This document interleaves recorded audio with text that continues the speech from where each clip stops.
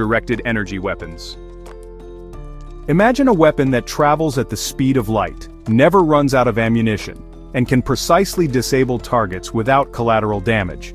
Directed energy weapons make this science fiction concept reality, using concentrated electromagnetic energy instead of traditional projectiles to neutralize threats. The United States military deployed its first operational directed energy weapon aboard the USS Ponce in 2014, marking the beginning of a new era in warfare. These systems use high-energy lasers and high-powered microwaves to damage, disable, or destroy enemy equipment and personnel.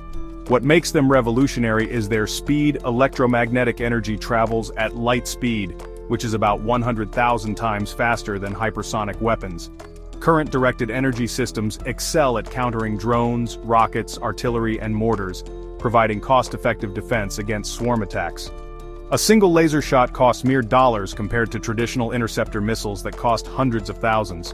The Pentagon's roadmap envisions these weapons evolving to counter increasingly sophisticated threats, including anti-ship cruise missiles and aircraft by 2030.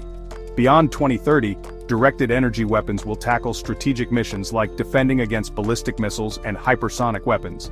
Their speed-of-light engagement capability makes them ideal for countering maneuverable threats that traditional defensive missiles cannot intercept effectively. The technology's precision offers another advantage: the ability to scale effects from non-lethal disabling to complete destruction. This flexibility allows commanders to respond proportionally to threats while minimizing unintended consequences. As these systems mature, they promise to revolutionize both offensive and defensive operations, providing unlimited ammunition as long as power is available and reshaping how military forces protect themselves and project power.